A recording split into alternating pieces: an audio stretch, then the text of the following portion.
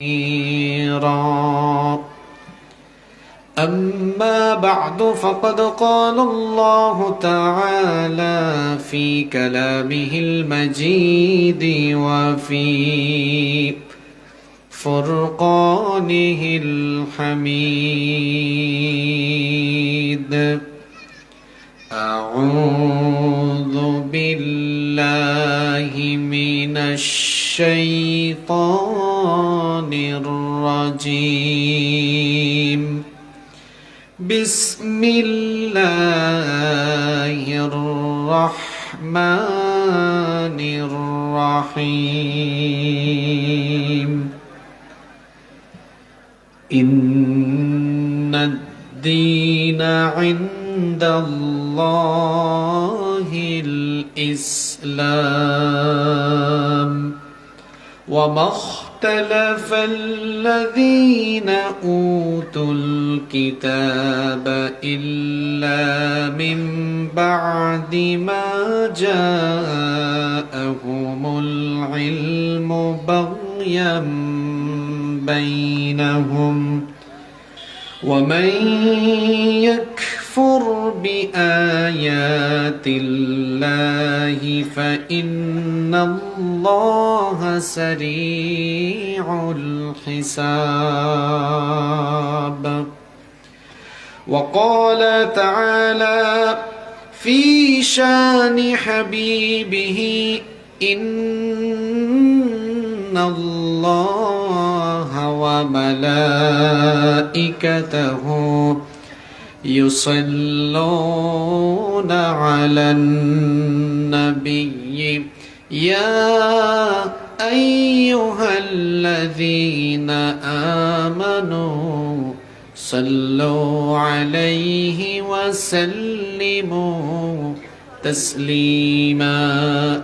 اللهم صل على محمد وعلى آل محمد كما صليت على إبراهيم وعلى آل إبراهيم إنك حميد مجيد. اللهم بارك على محمد وعلى آل محمد كما باركت على إبراهيم وعلى آل إبراهيم إنك حميد مجيد. ربي زدني علما، ربي زدني علما.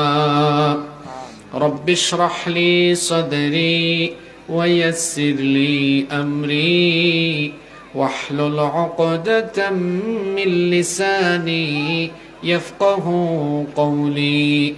اللهم إنا نسألك علما نافعا، اللهم علمنا ما ينفعنا وانفعنا بما علمتنا وزدنا علما وفقها في الدين يا رب العالمين.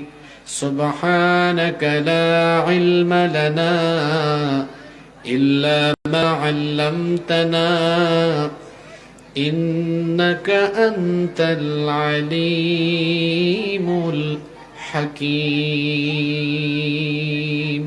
صدق الله العظيم. চাঁপাইনবাবগঞ্জ জেলার গোমস্তাপুর উপজেলায় অবস্থিত ঐতিহ্যবাহী বোয়ালিয়া মানব কল্যাণ যুব সংঘের উদ্যোগে আয়োজিত 2 দিনব্যাপী 15তম বার্ষিক তাফসীরুল কোরআন মাহফিলের সমাপনী রজনীর সমাপনী অধিবেশনের মুহতারাম শ্রদ্ধাভাজন সভাপতি, বিশিষ্ট আলেমে দ্বীন, বিশিষ্ট ইসলামী চিন্তাবিদ, শিক্ষাবিদ, এই এলাকার সকলের শ্রদ্ধাভাজন ব্যক্তিত্ব ফদিলাতুশ শেখ মোহাম্মদ সাঈদুর রহমান আল মাদানী হাফিজাহুল্লাহ ওয়া রাআহ ওয়া আতালাল্লাহু উমরাহ وبارك الله في حياته وجعله الله من العباد المخلصين আমরা সবাই বলি আমিন।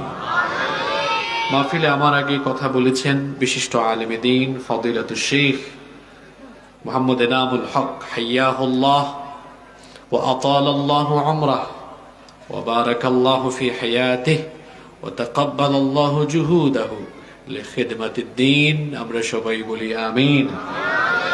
মাহফিলে উপস্থিত আমাদের মাথার তাজ শ্রদ্ধাভাজন উলামায়ে কেরাম, এসেছেন বিভিন্ন মসজিদের খুতাবা এবং আইম্মায়ে কেরাম, এসেছেন বিভিন্ন মাদ্রাসার আসাতিদায়ে কেরাম, এসেছেন বিভিন্ন স্কুল কলেজের সম্মানিত স্যারেরা, উপস্থিত রাজনৈতিক সামাজিক নেতৃবৃন্দ, আমার সামনে বসা পিতৃতুল্য সম্মানিত মুরব্বিয়ানে আইজাম, যুগে যুগে আল্লাহর জমিনে আল্লাহর দ্বীন প্রতিষ্ঠায় যারা অগ্রসেনানীর ভূমিকা পালন করেছেন, আমার কলিজার টুকরা প্রিয় যুবক, তরুণ এবং ছাত্র ভাইয়েরা, পর্দার আড়ালে থাকা সম্মানিতা মা এবং বোনেরা, উপস্থিত মিডিয়ার প্রিয় কর্মী এবং সাংবাদিক ভাইয়েরা, প্রশাসন এবং গোয়েন্দা সংস্থার সম্মানিত ভাইয়েরা, প্রিয় বোয়ালিয়া গোমস্তাপুর তথা আমার প্রিয় সম্মানিত চাপাই নবাবগঞ্জবাসী, আপনারা সকলে কেমন আছেন?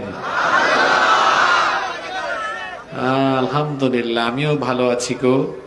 আমাদের সবাইকে সুস্থতার সাথে বাঁচিয়ে রেখে আজকের এই সুন্দর বরকতময় নান্দনিক এবং জান্নাতি এই আয়োজনে আমাদেরকে শামিল হওয়ার তৌফিক যিনি দান করেছেন, গলার আওয়াজ বড় করে সবাই বলেন তো তিনি কে? সেই মহান রবের জন্য হৃদয়ের সবটুকু ভালোবাসা, আবেগ, অনুভূতিকে উজাড় করে দিয়ে খুশি মনে প্রাণবন্ত আওয়াজে উচ্চ কণ্ঠে কালিমাতুশ শুকর আদায় করে আমরা সকলেই পড়ছি আলহামদুলিল্লাহ। আমার সাথে সকলে পড়েন রব্বানা লাকাল হামদ হামদান কাসীরান তাইয়িবান মুবারাকান ফীহি ইয়া রাব্বি লাকাল হামদু ওয়া লাকাশ শুকরু কামা ইয়ানবাগি লিজালালি ওয়াজহিকা ওয়া আযীমি সুলতানিকা। সবাই মহব্বতে বলেন লাকাল হামদু বিল ঈমান ওয়া লাকাল হামদু বিল ইসলাম ওয়া লাকাল হামদু বিল কুরআন। আমরা আল্লাহ তাআলার শুকরিয়া আদায় করলাম, অতঃপর অসংখ্য অগণিত দুরুদ এবং সালাম পেশ করছি সর্বকালের সর্বযুগের সর্বশ্রেষ্ঠ মহামানব নবিয়্যুনা ওয়া সাইয়্যিদুনা ওয়া কুদওয়াতুনা মুহাম্মাদুর রাসূলুল্লাহ সাল্লাল্লাহু আলাইহি ওয়াসাল্লামের প্রতি, যাকে আল্লাহ তাআলা আমাদের হেদায়াতের জন্য পাঠিয়েছেন। আল্লাহুম্মা সাল্লি আলাইহি আল্লাহুম্মা বারিক আলাইহি। সম্মানিত উপস্থিতি, লক্ষ লক্ষ টাকা ব্যয়ে এত মানুষের কষ্ট, পরিশ্রম, মেহনতের ফলে আয়োজিত হওয়া আজকের এই মাহফিলে বসে আমরা অপ্রাসঙ্গিক, অপ্রয়োজনীয়, অহেতুক কোনো কথা বলে মাহফিলের সুন্দর পরিবেশকে বিনষ্ট করতে চাই না, এবং যেখানে বসে কথা বলছি এই চেয়ারের খেয়ানত করতে চাই না। এজন্য সরাসরি আমরা আল্লাহর কালাম থেকে হেদায়াতের নিয়তে কিছু কথা বলবো এবং শুনবো ইনশাআল্লাহ। আল্লাহ তাআলা আমাদেরকে হেদায়াতের নিয়তে বলার এবং শোনার তৌফিক দান করেন, আমরা বলি আমিন। আমি আপনাদের সামনে পবিত্র কোরআনে কারীমের ৩ নম্বর পারায় অবস্থিত ৩ নম্বর সূরা সূরাতু আলে ইমরানের ১৯ নম্বর আয়াতে কারীমা তিলাওয়াত করেছি। এই একটি মাত্র আয়াত থেকে আমরা আজকে কথা বলবো এবং শুনবো ইনশাআল্লাহ। আমি আলোচনার প্রারম্ভেই একটি কথা আপনাদেরকে জানিয়ে রাখি, এই একটি আয়াত আমরা যদি বুঝতে পারি, আমাদের নিজের ব্যক্তি জীবন, পরিবার, সমাজ, রাষ্ট্র, এক কথায় গোটা পৃথিবীর সব অশান্তি দূর হয়ে যাবে ইনশাআল্লাহ। যদি এই আয়াতটা আমরা বুঝতে পারি, এই একটা আয়াত বুঝতে পারলেই দেখবেন সব অশান্তি, সকল সমস্যা দূরীভূত হয়ে একটি আলোকবর্তিকা আমাদের জন্য চলে আসবে ইনশাআল্লাহ। আল্লাহ তাআলা এখানে কি বলছেন দেখেন, আমরা প্রথমে একটু তর্জমা করি, একটু বাংলা অনুবাদ জানি, এরপরে আমরা ধীরে ধীরে এই আয়াতের গভীরে ঢুকবো ইনশাআল্লাহ। আল্লাহ তাআলা ইরশাদ করেছেন, ইন্নাদ-দীনা ইনদাল্লাহিল ইসলাম, নিশ্চয়ই আল্লাহর কাছে একমাত্র মনোনীত দ্বীন হলো ইসলাম। আপনাদের কনসেন্ট্রেশন, মনোযোগ আছে তো সবার? ওয়ামাখতালাফাল্লাযীনা উতুল কিতাব, আর যাদেরকে কিতাব দেয়া হয়েছে তারা মতবিরোধে লিপ্ত হয়েছে।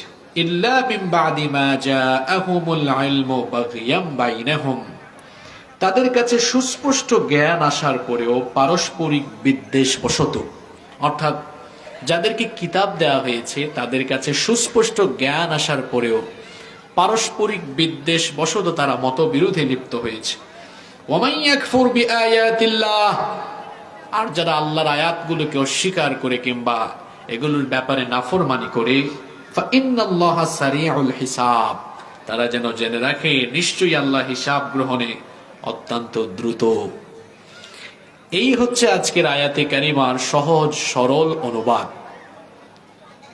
এবার আমরা এই আলোচনা বিভিন্ন তাফসীরের আলোকে এবং সহিহ হাদিসের আলোকে, আকওয়ালুস সাহাবা ওয়াত তাবিঈন, সাহাবা এবং তাবিঈনদের কওলের আলোকে এই আয়াতটি ব্যাখ্যা করে এই আয়াত থেকে আমাদের জন্য কিছু মেসেজ, কিছু বার্তা বাড়ি নিয়ে ফিরব ইনশাআল্লাহ। আপনারা সকলে কয়েক মিনিট সকল ধ্যান চিন্তা ভাবনা বাদ দিয়ে শুধু এই কোরআনের দিকে মনোনিবেশ করে আলোচনার প্রতি মনোযোগী থাকতে পারবেন না ইনশাআল্লাহ? আল্লাহ তাআলা বলছেন, ইন্নাদ-দীনা ইনদাল্লাহিল ইসলাম, নিশ্চয়ই আল্লাহর কাছে একমাত্র দ্বীন হলো ইসলাম। এখানে দুইটা পরিভাষা শব্দ আছে, একটা হলো দ্বীন আর একটা হলো ইসলাম। সম্মানিত চাঁপাইনবাবগঞ্জবাসী, শয়তানের মুরিদরা শিক্ষা ব্যবস্থা থেকে দ্বীনকে দূরে ঠেলে দেওয়ার ফলে আমার সংখ্যাগরিষ্ঠ মুসলমানের সন্তানরা এই দুইটা পরিভাষা সম্পর্কে আজকে জাহেল বা অজ্ঞ হয়ে গিয়েছে। এটা আমাদের জন্য বড় পরিতাপের বিষয়। এই দুইটা শব্দের অপব্যাখ্যা হয়েছে বাংলাদেশের সবচাইতে বেশি। একটা শব্দ হলো দ্বীন আর একটা শব্দ হলো ইসলাম। ইসলাম শব্দের অর্থ কি? আত্মসমর্পণ করা, কিন্তু অনেকে কি বলে? শান্তি। ইসলাম শব্দের মাদ্দাহ বা মূল শব্দ সিলমুন থেকে অর্থ করে শান্তি, কিন্তু ইসলাম শব্দের অর্থ শান্তি নয়। আপনি কামুস, আরবিক অভিধান, ডিকশনারি খুলে দেখেন, ইসলাম শব্দের অর্থ হলো মূলত সারেন্ডার করা, আত্মসমর্পণ করা। যেমন আমাদের জাতির পিতা ইব্রাহিম আলাইহিস সালামকে আল্লাহ কি বলেছেন? কোরআনে কারিমে এসেছে, ওয়া ইয ক্বালা ইব্রাহিম রাব্বুহু ওয়া ইয ক্বালা লাহু আসলিম। আল্লাহ বলেছেন আত্মসমর্পণ করো, আর তিনি কি বলেছেন? আসলামতু লিরাব্বিল আলামিন, আমি জগৎ সমূহের প্রতিপালকের কাছে আত্মসমর্পণ করলাম। আরেকটা শব্দ হলো দ্বীন। দ্বীন শব্দের অর্থ অনেকেই করে ধর্ম, কিন্তু দ্বীন শব্দের অর্থ কি ধর্ম? না। ধর্ম মানে কি? ধর্ম মানে হচ্ছে কোনো বিষয়কে ধারণ করা। যেমন পানির ধর্ম হলো ভিজিয়ে দেওয়া, আগুনের ধর্ম হলো পুড়িয়ে দেওয়া। দ্বীন শব্দের অর্থ ধর্ম নয়। তাহলে দ্বীন শব্দের অর্থ কি? দ্বীন শব্দটি কোরআনুল কারীমে ব্যাপক অর্থে ব্যবহার হয়েছে, ব্যাপক অর্থে। এটার একটা দুইটা অর্থ নয়। দ্বীন শব্দটি ব্যাপক অর্থবোধক একটি শব্দ। আপনি যদি কোরআন খুলেন দেখবেন কোরআনের প্রথম সূরার ভেতরে আপনি দ্বীন শব্দটি পেয়ে যাবেন। যেই সূরা ব্যতীত নামাজ কবুল হয় না, যেই সূরা ছাড়া নামাজ আরম্ভ করা যায় না, বলেন তো দেখি সেই সূরাটার নাম কি? সূরাতুল ফাতিহা। এটা হচ্ছে কোরআনে কারীমের উদ্বোধনী সূরা। এই সূরা দিয়ে কোরআনে কারীম শুরু হয়েছে। এই সূরা যখন আপনি তেলাওয়াত করবেন দেখবেন এই সূরার ভেতরেও দ্বীন শব্দটি আছে। দেখেন তো এখানেও দ্বীন, এই শব্দটির অর্থ কি দাঁড়ায়? সওয়াবের নিয়তে আমার সাথে তেলাওয়াত করেন, আলহামদুলিল্লাহি রাব্বিল রাব্বিল আলামিন আর রহমানির রহিম মালিকি ইয়াউমিদ্দিন। সকল প্রশংসা আল্লাহর, যিনি জগৎসমূহের প্রতিপালক। এরপরে আল্লাহর পরিচয় দেওয়া হচ্ছে, আর রহমানির রহিম, তিনি রহমান, তিনি দয়াবান, তিনি রহিম, মেহেরবান। মালিক ইয়াউমিদ্দিন, এই যে এখানে ইয়াউমিদ, সবাই বলতে হবে ইয়াউমিদ, দিন শব্দ এসেছে, ভালো করে শোনেন। ইয়াউমিদ্দিন, এখানে দিন শব্দের অর্থ হচ্ছে ইয়াউমিদ্দিন আয় ইয়াউমুল জাযাই ওয়াল হিসাব, অর্থাৎ তিনি হচ্ছেন হিসাব বা বিচার দিবসের মালিক। যিনি হিসাব বা বিচার দিবসের মালিক, গলার আওয়াজ বড় করে বলেন তিনি কে? তাহলে সূরা ফাতিহায় দিন শব্দের অর্থ কি? বিচার দিবস। জোরে বলেন, কি দিবস? একটা শব্দ দিন, দেখেন তো কোরআনে এটা কত রকমের অর্থে ব্যবহার হয়েছে। আপনি এবার একটু সামনের দিকে আগান, কোরআনে কারিমে সূরা শূরা যখন পড়বেন, সূরা শূরার 21 নম্বর আয়াতে দিন শব্দটি এসেছে। আল্লাহ তাআলা বলছেন, আম লাহুম শুরাকাউ শারাউ লাহুম মিনাদ-দীনি মা লাম ইয়াযাম বিহিল্লাহ। আল্লাহ তাআলা বলছেন, তবে কি তাদের সাথে যারা শরীক আছে, তারা যাদেরকে শরীক করছে, তারা কি তাদের জন্য এমন কোন বিধি বিধান ঠিক করে দিয়েছে যার অনুমতি আল্লাহ দেননি? এখানে দিন শব্দের অর্থ করা হয়েছে বিধি বিধান। এখানে দিন শব্দের অর্থ কি করা হয়েছে? আরো শর্ট করে বলে বিধান। দিন শব্দের অর্থ কি? বিধান। আবার আপনি যখন সূরাতুল বাইয়িনা তেলাওয়াত করবেন, সূরা বাইয়িনার 5 নম্বর আয়াতে আপনি দিন শব্দ পেয়ে যাবেন। সেখানে আল্লাহ এভাবে বলেছেন, ওয়ামা উমিরু ইল্লা লিয়াবুদুল্লাহা মুখলিসিনা লাহুদ্দিন হুনাফা ওয়া ইউকিমুস সালাতা ওয়া ইউতুজ যাকাতা ওয়া যালিকা দীনুল কাইয়্যিমা। এই একই আয়াতের ভেতরে দিন শব্দ এসেছে 2 বার। কথা বুঝে থাকলে বলেন, এই আয়াতে দিন শব্দ এসেছে কয়বার? ওয়ামা উমিরু ইল্লা লিয়াবুদুল্লাহা মুখলিসিনা লাহুদ্দিন। এই যে দিন, এর অর্থ হলো তাদেরকে কেবল এই আদেশই দেওয়া হয়েছে, তারা কেবলমাত্র আল্লাহর ইবাদত করবে এবং দ্বীনকে একনিষ্ঠ হয়ে তার জন্য তারা ঠিক করে নিবে। এখানে দ্বীন শব্দের অর্থ হচ্ছে আত-তাআত ওয়াল ইনকিয়াদ। এখানে দ্বীন শব্দের অর্থ হলো আনুগত্য, দ্বীন শব্দের অর্থ হলো আত-তাযাল্লুল ওয়াল খুদু', দ্বীন শব্দের অর্থ হলো নম্র হয়ে ঝুঁকে পড়ে আল্লাহর আনুগত্য করা, আল্লাহর আনুগত্যের সামনে মস্তককে অবনত করে দেওয়া। সূরা বাইয়িনায় দ্বীন শব্দের অর্থ করা হয়েছে আনুগত্য। কথা বুঝে থাকলে বলেন, এই সূরা বাইয়িনার ভেতরে দ্বীন শব্দের অর্থ কি? পুরুষ মানুষের মতো জবাব দেন। এরপরে আপনি যখন সূরা ইউসুফ পড়বেন, সূরা ইউসুফের ৭৬ নম্বর আয়াতে আপনি দ্বীন শব্দ পাবেন।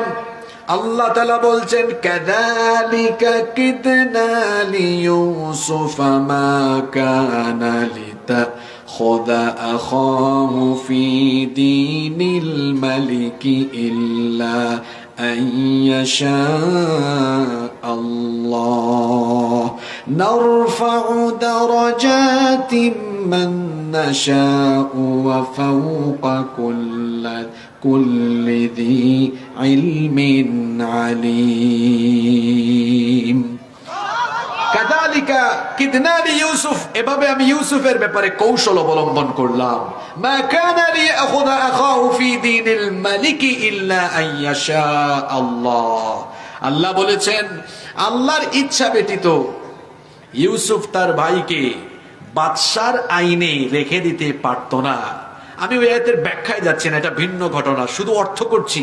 এখানে আবার দিন শব্দের অর্থ করা হয়েছে আইন। দিন শব্দের অর্থ কি করা হয়েছে? দেখছেন কারবার? সূরা ফাতিহায় বিচার দিবস। সূরা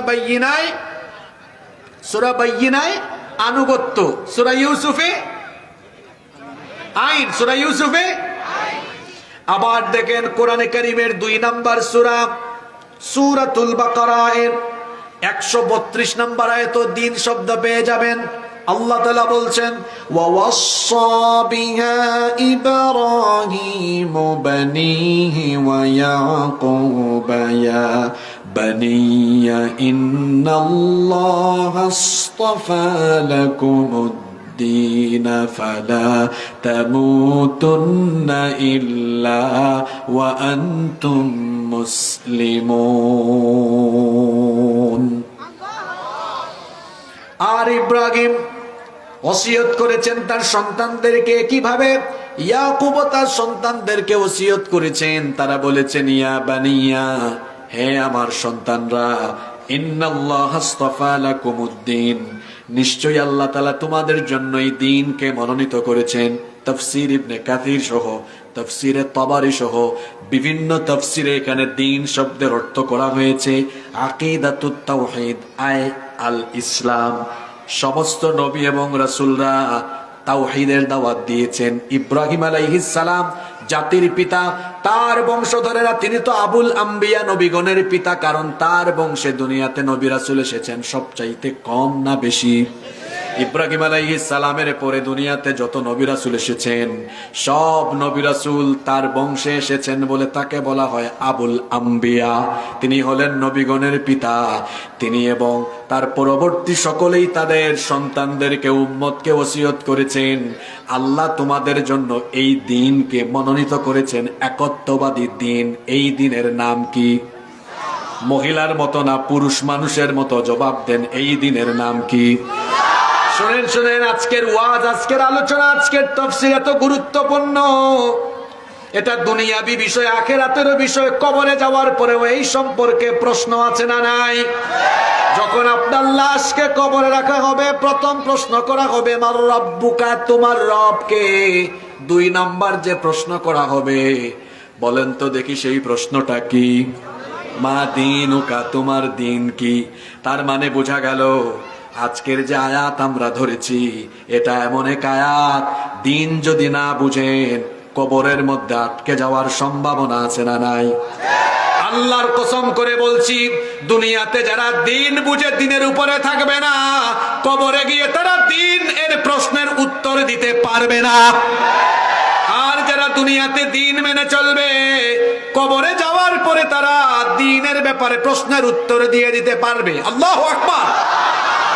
দিন শব্দর এই অর্থ, এই শব্দটির অর্থ ব্যাপক অর্থবোধক। এইভাবে করে কোরআনে কারীমের বিভিন্ন সূরার বিভিন্ন আয়াতে দিন শব্দটি বিভিন্ন অর্থে ব্যবহার হয়েছে।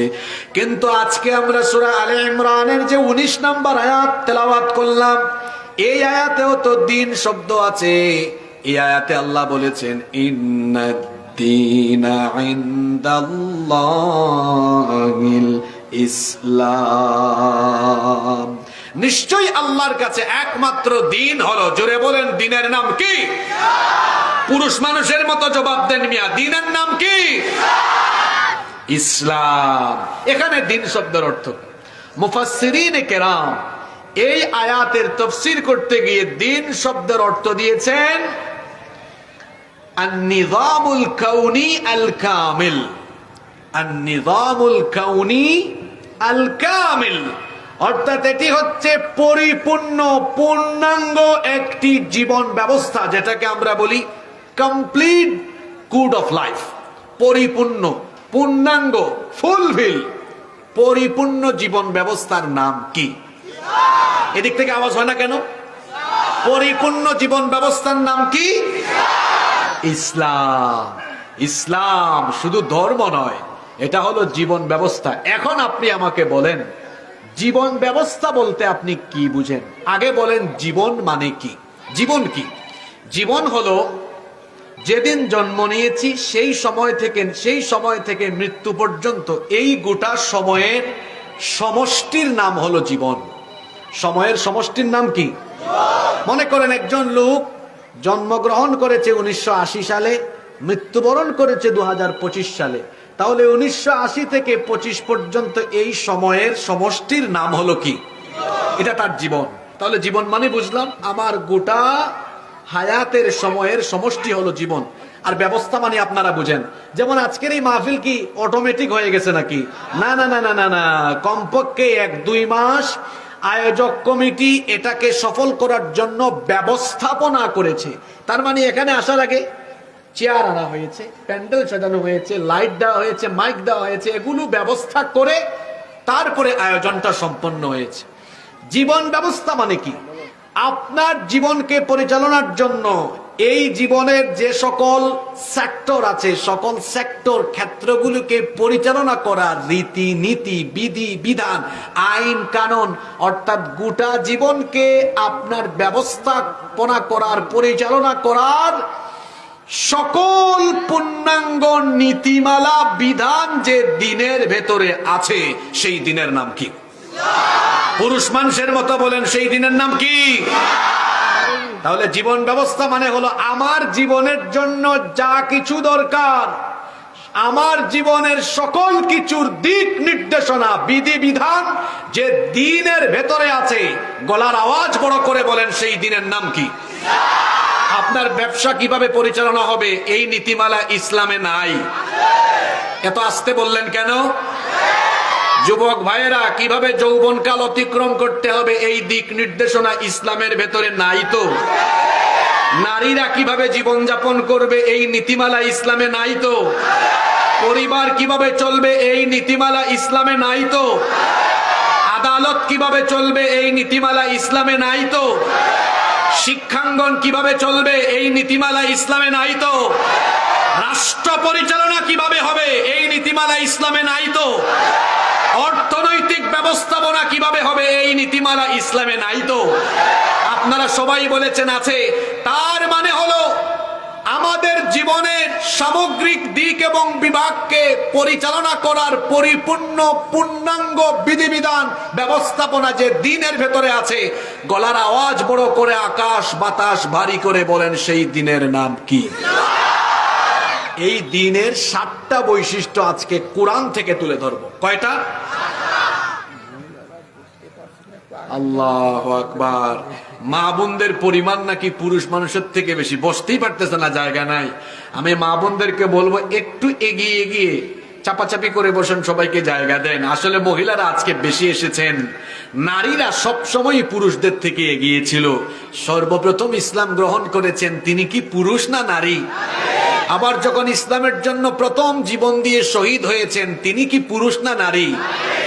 এখন মাহফিলে নারীরা বেশি আসে, এমনকি ইউটিউবে এখন সবচেয়ে বেশি মাহফিল কোরআন তেলাওয়াত পুরুষের থেকে নারীরা শুনে। এটা বড় ভালো আলামত, বড় ভালো আলামত। তার কারণ হলো নারীরা দিন দিন যেভাবে দিন ইসলামের সৌন্দর্যের দিকে ধাবিত হচ্ছে, বোঝা যাচ্ছে বাংলাদেশে আমার এই মা বোনেরা ইসলাম কায়েমে পুরুষের চাইতে এগিয়ে, তারা আগে অগ্রণী ভূমিকা পালন করবে। আল্লাহ আমার চাপাই নবাবগঞ্জের মা বোনদেরকে কবুল করে নেন। মানে মা বোনদেরকে রিকোয়েস্ট করছি, আপনারা একটু যারা দাঁড়িয়ে আছেন জায়গা পাচ্ছেন না, তাদেরকে জায়গা করে দেন। আপনারাও যারা দাঁড়িয়ে আছেন বসে পড়েন ভাই, আজকে অনেক জরুরি আলোচনা হবে ইনশাআল্লাহ। আপনারা আমার দিকে তাকান, কষ্ট হচ্ছে নাকি আপনাদের? কিছুক্ষণ আগেই কিন্তু বলেছি যে দিন ইসলামের কথা বলা হয়েছে। এই দিন ইসলামের কয়টা বৈশিষ্ট্য এখন তুলে ধরবো? জোরে বলেন, কয়টা? 7টা। খুব সুন্দর মাখরাজ আপনাদের। নাম্বার 1, 1 নাম্বার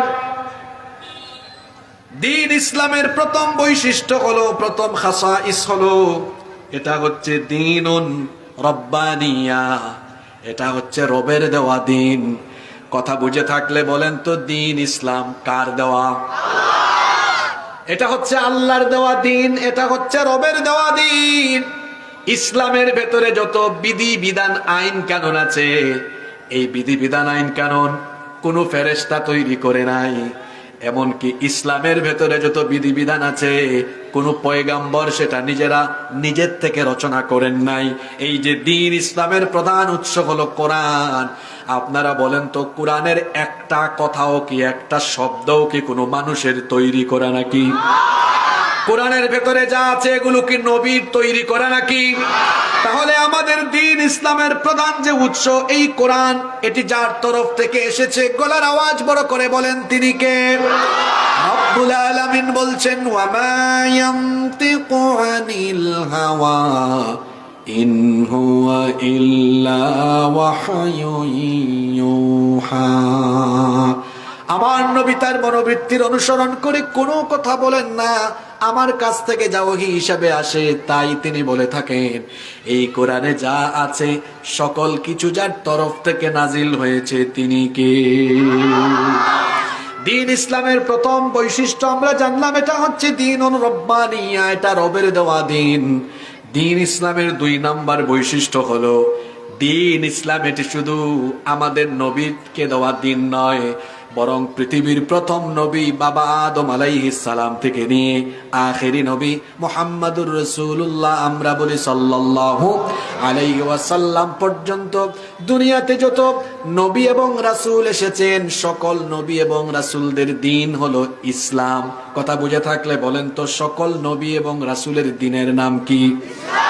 একজন নবীর দাওয়াতি অ্যাপ্রোচের সাথে আরেকজন নবী কিংবা রাসূলের দাওয়াতি অ্যাপ্রোচ বা সম্বোধনের কোনো অমিল ছিল না, ভিন্নতা ছিল না। সকলের দাওয়াত ছিল এক রকম না 2 রকম। এজন্য আল্লাহ বলেছেন, ওয়ালাকাদ বাআসনা ফি কুল্লি উম্মাতির রাসূলা আন ইবুদুল্লাহা ওয়াজতানিবুত তাগুত। আল্লাহ বলেছেন, অবশ্যই প্রত্যেক উম্মতের জন্য আমি রাসূল পাঠিয়েছি, আর সকলের দাওয়াত একরকম ছিল। সকলেই তাদের উম্মতকে বলেছেন আন ইবুদুল্লাহ, একমাত্র ইবাদত করো কার? একজন নবী রাসূলের সাথে আরেকজন নবী রাসূলের দাওয়াতি কোনো অমিল ছিল না, ভিন্নতা ছিল না। সকলের দ্বীন ছিল একরকম, শরীয়ত ছিল ভিন্ন রকম। কথা ভালো না কেন? দ্বীন ছিল একরকম, শরীয়ত ছিল ভিন্ন রকম, কিন্তু সব নবীদের দ্বীন ছিল একটা, দ্বীনের নাম হলো ইসলাম। দেখেন তো, এটা আমি বানিয়ে বানিয়ে বলছি না। কোরআনুল কারীমের 42 নম্বর সূরা, সূরাতুশ শুরা এর 13 নম্বর আয়াতে আল্লাহ বলছেন, শারা'a লাকুম মিনাদ দ্বীনি মা ওয়াসসা বিহি নূহা ওয়াল্লাযী أوحينا إليك وما وصينا به إبراهيم وموسى وعيسى أن أقيموا الدين ولا تتفرقوا فيه। আল্লাহ তাআলা বলছেন, তোমাদের জন্য সেই দ্বীনকে বিধিবদ্ধ করে দেওয়া হয়েছে,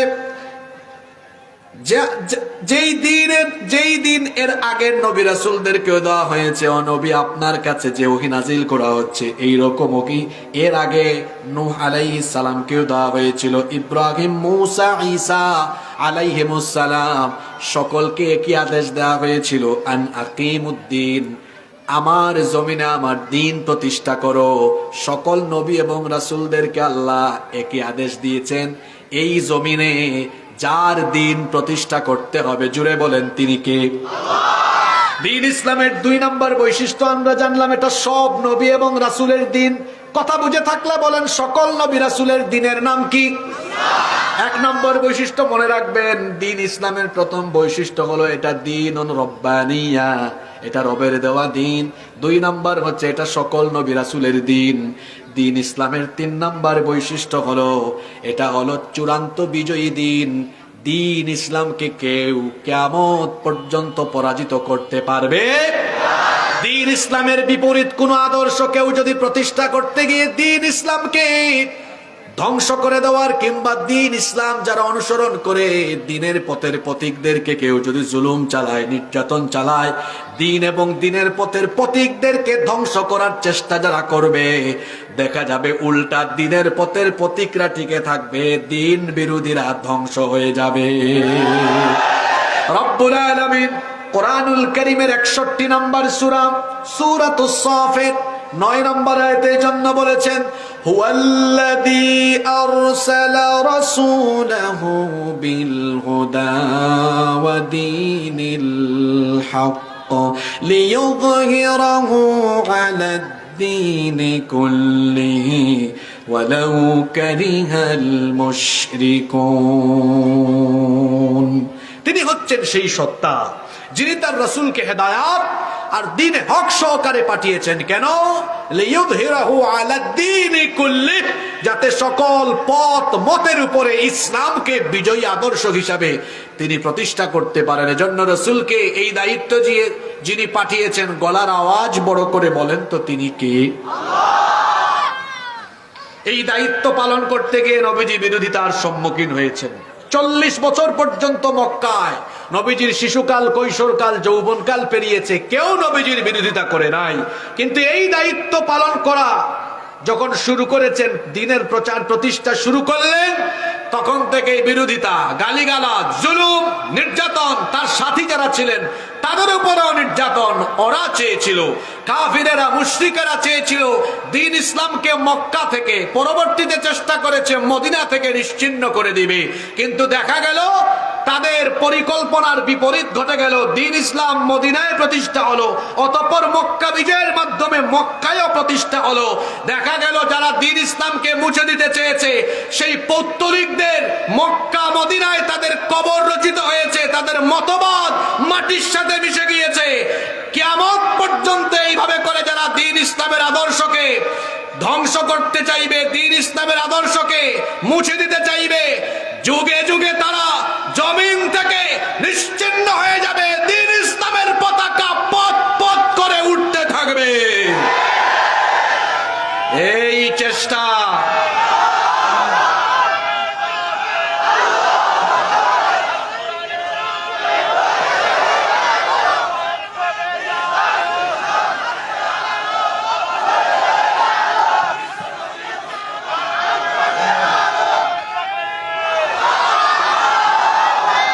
সম্মানিত ভাইয়েরা, আমাকে কথা বলতে দেন একটু।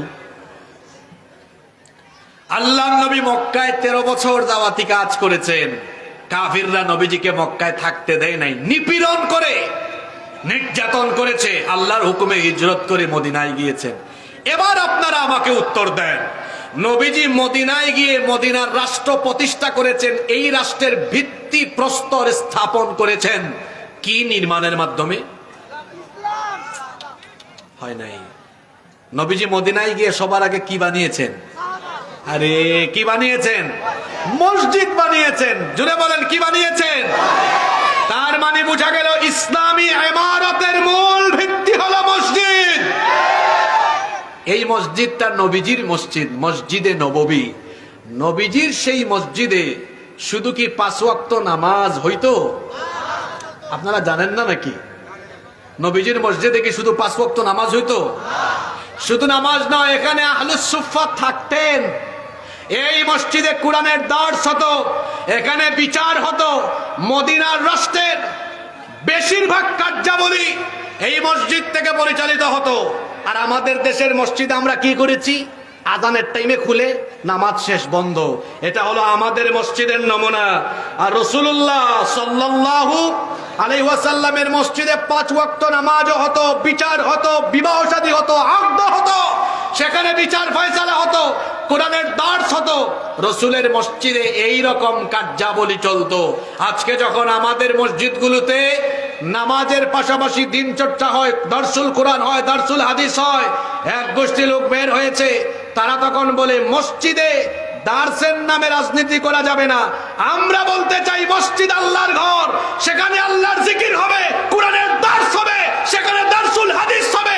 কেউ বাধা দিতে পারবে না। যদি বাধা দেয়, মদিনায় পুত্তলিকদের যে পরিণতি হয়েছে তার পরিণতিও তার মতো হবে।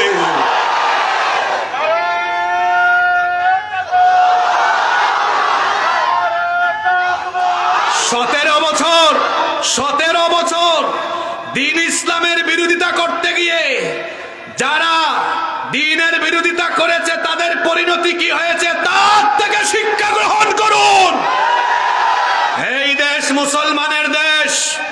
এই দেশে প্রতিদিন সূর্য উঠে আল্লাহু আকবারের ধ্বনিতে, সূর্য অস্ত যায় আল্লাহু আকবারের ধ্বনিতে। এই দেশে মানুষ দ্বীনকে কলিজার ভেতর থেকে মহব্বত করে, সেই দেশে দ্বীনের বিরুদ্ধে গিয়ে কোনো অপশক্তি মাথা উঁচু করে দাঁড়িয়ে থাকতে পারবে না। আল্লাহ আমাদেরকে বুঝার তৌফিক দান করেন। দ্বীন ইসলামের ৩ নম্বর বৈশিষ্ট্য বলছিলাম, এটা কি দিন? বিজয়ী দিন। জোরে বলেন, কি দিন? ওই পিছনের মানুষের কি হয়েছে, কথা বলে না কেন? দ্বীন ইসলাম কি দিন? তো দিন যদি বিজয়ী হয়, দিনের অনুসারী যারা আমরা হব, আমরা ভয় পাই না কাউকে, আমরা জানি আমরা বিজয়ী, কারণ মুসলমানরাই পৃথিবীতে বিজয়ীর বেশে মাথা উঁচু করে দাঁড়াবে।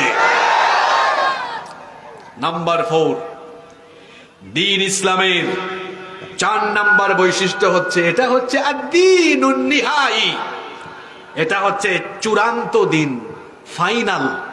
দ্বীন ইসলামের পরে আর কোন দিন, আদর্শ, বিধিবিধান পৃথিবীতে আসবে না, আর কোন দিন বা আদর্শ চলবে না।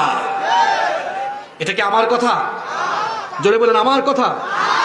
এটা হচ্ছে দীনুন নিহাই, এটা চূড়ান্ত দিন, আল্লাহর তরফ থেকে ঠিক করে দেওয়া, এটা হলো চূড়ান্ত দিন। আল্লাহর তরফ থেকে ঠিক করে দেওয়া, এটা হলো চূড়ান্ত দিন বা জীবন ব্যবস্থা। এই দ্বীন ইসলাম বাদ দিয়ে যারা অন্য কোনো আদর্শ, অন্য কোনো বিধিবিধানের অনুসরণ করবে, এরা দুনিয়ায় যেমন ক্ষতিগ্রস্ত হবে, আখিরাতেও তেমন ক্ষতিগ্রস্ত হবে। এজন্য রব্বুল আলামিন কোরআনুল কারীমের 3 নম্বর সূরা, সূরাতু আলে ইমরানের 85 নম্বর আয়াতে বলেছেন, وَمَن يَبْتَغِ غَيْرَ الْإِسْلَامِ دِينًا فَلَن يُقْبَلَ مِنْهُ وَهُوَ فِي الْآخِرَةِ مِنَ الْخَاسِرِينَ। আর যে ব্যক্তি ইসলাম বাদ দিয়ে অন্য কিছু তালাশ করবে, ফালাই ইউকবালা মিন, এটা তার থেকে গ্রহণ করা হবে না। ওয়া হুয়া ফিল আখিরাতি মিনাল খাসিরিন, আর আখিরাতে সে হয়ে যাবে ক্ষতিগ্রস্ত। মুসনাদে আহমদ এবং বাইহাকি শরীফে হাদিস এসেছে, আল্লাহর নবী বলেছেন, ওয়ালাউ কানা মূসা হাইয়ান, যদি এখন মূসা নবীও জীবিত থাকতেন, মূসা নবী তাওরাতের অনুসরণ না করে তিনি কি করতেন? মা ওয়াসিয়াহু ইল্লা তাবাই, মূসা নবীও তাওরাতের অনুসরণ না করে আমি মুহাম্মদ সাল্লাল্লাহু আলাইহি ওয়াসাল্লামের দ্বীন আর তরিকার অনুসরণ করতেন। আল্লাহু আকবার। তার মানে হাদিস থেকে বোঝা গেল, মুহাম্মদ সাল্লাল্লাহু আলাইহি ওয়াসাল্লামের কাছে আল্লাহ তাআলা যে ফাইনাল দ্বীন দিয়েছেন, জীবন ব্যবস্থা দিয়েছেন, সেই দ্বীন, সেই শরীয়ত, সেই তরিকা, এটা বাদ দিয়ে অন্য কোন তরিকা, অন্য কোন আদর্শের ভেতরে যারা ঢুকে যাবে, চলে যাবে, দুনিয়াতে এরা ক্ষতিগ্রস্ত, আখিরাতেও ক্ষতিগ্রস্ত। যারা এক আল্লাহর উপর ঈমান আনবে, যারা নবীজির উপর ঈমান আনবে, তারা একমাত্র আল্লাহর আনুগত্যের অনুসরণ করে রাসূলের সুন্নাহ মোতাবেক, তরিকা মোতাবেক জীবন চালাবে। এই জন্য তারা আনুগত্য করে আল্লাহ এবং রাসূলের। আল্লাহ এবং রাসূলের বাইরে তারা অন্য কাউকে তাদের আদর্শ হিসাবে গ্রহণ করে না। তারা বলে না অমুক আমার রাস্তার ঠিকানা, তারা এমন বলে না অমুক আমার আদর্শ, তমুক আমার আদর্শ। তারা কোনো নেতা নেত্রীকে তাদের আদর্শ হিসাবে গ্রহণ করে না, কোনো নেতা নেত্রীকে তাদের মডেল মানে না। যারা ঈমান এনেছে তারা মডেল, আদর্শ হিসাবে যাকে গ্রহণ করে তিনি হচ্ছেন মুহাম্মাদুর রাসূলুল্লাহ। সকলে পড়ি সাল্লাল্লাহু। এখন বলেন তো, চাঁপাইনবাবগঞ্জের মানুষ বলেন দেখি, আমাদের আদর্শ কি তথা কথিত কোন নেতা নেত্রী না রাসূল? জোরে বলেন, আমাদের আদর্শকে। ওই পিছনের মানুষের কি হয়েছে, কথা কয় না কেন? আমাদের আদর্শকে। আরো জোরে বলেন, আমাদের আদর্শকে। খুব ভালো একটা দৃশ্য দেখতে পাচ্ছি, অনেক যুবকদেরকে দেখছি। যুবক ভাইয়েরা, আপনাদের গায়ে শক্তি বেশি তো, এই জন্য অনেকে তার নিজের ক্ষমতার সিঁড়ি বা হাতিয়ার হিসাবে আপনাকে টার্গেট করে কিছু টাকা পয়সা, বিরিয়ানি আর জিলাপি দিয়ে তার মিছিলের সামনে পিছনে আপনাকে চামচার মতো ব্যবহার করতে চায়। খবরদার, কারো স্বার্থ সিদ্ধির জন্য আপনার এই তারুণ্য আর যৌবনকে তার কাছে সুপর্দ করবেন না। আমার এই তারুণ্য, আমার এই যৌবন, আমার এই ঘাম, আমার এই শ্রম, আমার এই রক্ত, আমার এই জীবন কোন নেতা নেত্রীর চামচামি করার জন্য দেওয়া হয় নাই। বি এ প্রেস্টিজিয়াস পারসন, ব্যক্তিত্ববান হন, আপনার তারুণ্য, আপনার যৌবন, আপনার ঘাম, শ্রম, রক্ত, জীবন যদি দিতেই হয় কোন নেতা নেত্রীর চামচামির জন্য নয়, এই তারুণ্য এই যৌবনকে বিলিয়ে দিব আল্লাহর জমিনে আল্লাহর দ্বীন কায়েমের জন্য। আমার এই ঘাম এটা যে কারো জন্য, আমি তো যে কারো জন্য এক ফোঁটা ঘামও ফেলতে পারি না। চিন্তা করে ঘাম ঝরাবো, চিন্তা করে আমার শরীরের শক্তি খরচ করব। আমি আমার জীবনের সবটুকু বিলিয়ে দিব কার জন্য? জোরে বলেন কার জন্য? সুতরাং যারা আমাদেরকে ডাকবে যে আমাদের চামচামি নয়, আমাদের চামচামি নয়, বরং আল্লাহ আর রসুলের দ্বীন প্রচারে আমাদের সাথী হয়ে যাও, তাদের সাথে আমরা আছি না নাই? সম্মানিত ভাইয়েরা, দ্বীন ইসলামের 4 নাম্বার বৈশিষ্ট্য হলো এটা হচ্ছে চূড়ান্ত দ্বীন। এর বাইরে আর কোনো দ্বীন। কষ্ট হচ্ছে নাকি আপনাদের? নাম্বার 5, দ্বীন ইসলামের 5 নাম্বার বৈশিষ্ট্য হলো এটি হচ্ছে বিশ্বজনীন, এটি হলো সার্বজনীন। দ্বীন ইসলাম কোনো আঞ্চলিক দ্বীন নয় যে শুধুমাত্র কোনো একটি দেশ, মহাদেশ বা অঞ্চল বা জনপদের দ্বীন, এটা এমন নয়, বরং এটা হলো সার্বজনীন, এটা হলো বিশ্বজনীন। এই দ্বীন এসেছে সকল মানুষের জন্য। আল্লাহর পরিচয় তিনি রব্বিল আলামিন, তিনি জগৎ সমূহের প্রতিপালক, তিনি রব্বিন নাস, তিনি মানুষের রব। আর নবীর পরিচয় হলো রাহমাতাল লিল আলামিন, তিনিও হলেন জগৎ সমূহের রহমত, তিনি হচ্ছেন সকল মানুষের জন্য প্রেরিত নবী। এই জন্য তো আল্লাহ বলেছেন ওয়া আরসালনাকা লিন্নাসি রাসূলা ওয়া কাফা বিল্লাহি শাহীদা। কোরআনের 4 নম্বর সূরা, সূরা নিসা 79 নম্বর আয়াত। আল্লাহ বলেছেন ও নবী, আপনাকে আমি তামাম দুনিয়ার সব মানুষের জন্য নবী বানিয়েছি। সুবহানাল্লাহ পড়বেন না? আল্লাহ সব মানুষের রব, তেমনি নবী ও সকল মানুষের নবী। তাহলে এই দৃষ্টিকোণ থেকে আবার দেখেন কোরআন, এই কোরআন কি শুধু মুসলমানের জন্য? এটা সাম্প্রদায়িক নয়, সার্বজনীন। হুদাল লিন্নাস, এটা হিন্দু, বৌদ্ধ, খ্রিস্টান, জৈন, ইহুদি, পৃথিবীতে যত ধর্ম, বর্ণ, বৈচিত্র্যের মানুষ আছে সকলের মহাগ্রন্থের নাম কি? এটা হুদাল লিন্নাস, এটা মানুষের জন্য হেদায়েতের কিতাব।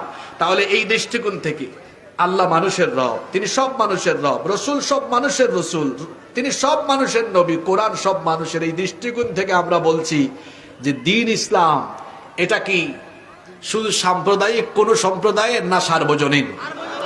জোরে বলেন। যুবকদের কি হইল, বুড়া মানুষের মতো আওয়াজ কেন? দ্বীন ইসলাম হলো সার্বজনীন। জোরে বলেন কি জনীন এবং বিশ্বজনীন। কি জনীন? সার্বজনীন এবং। দ্বীন ইসলামের কয়টা বৈশিষ্ট্য বলবো বলছিলাম? 7টা। বলছি কয়টা? একটু রিভিশন দেন। 1 নাম্বার বলেছিলাম দ্বীন ইসলামের প্রথম বৈশিষ্ট্য এটা দ্বীনুন রব্বানিয়া, এটা কার দেওয়া দ্বীন? 2 নাম্বার দ্বীন ইসলাম এটা সকল নবী রাসূলদের দ্বীন। 3 নাম্বার এটা হচ্ছে বিজয়ী দ্বীন। 4 নাম্বার এটি হচ্ছে ফাইনাল, চূড়ান্ত দ্বীন। 5 নাম্বার এটি হচ্ছে সার্বজনীন এবং বিশ্বজনীন। 6 নাম্বার দ্বীন ইসলামের 6 নাম্বার বৈশিষ্ট্য হলো এটা এমন দ্বীন, এটা এমন পরিপূর্ণ এবং পূর্ণাঙ্গ, এখান থেকে কেউ কিছু কমাতে পারে না, কেউ কিছু বাড়াতেও পারে না। আপনাদের দেশ 71 সালে স্বাধীন হওয়ার পরে 2025 পর্যন্ত রাষ্ট্র পরিচালনায় যে সংবিধান ব্যবহার হয়, এটা এখন পর্যন্ত মোট সংশোধিত হয়েছে 17 বার। 54 বছরে পরিবর্তন, সংযোজন, বিয়োজন তথা এইটাকে সংশোধন করা হয়েছে 17 বার। আর কোরআন নাজিল হয়েছে 1500 বছর আগে। এই 1500 বছরের ভেতরে কোরআন সংশোধন হয়েছে কতবার? মহিলার মতো না, পুরুষ মানুষের মতো বলেন, কতবার? কিয়ামত পর্যন্ত কি একবার হওয়ার সম্ভাবনা আছে নাকি? তো আপনারা তো খুব ভালো বুঝেন দেখতেছি। এটা মানুষ হলো এমন, সে যখন সংবিধানকে সংশোধন করবে, আপনার কি মনে হয় গো, সে কি জনগণের কথা আগে চিন্তা করবে না তার ক্ষমতার কথা আগে চিন্তা করবে?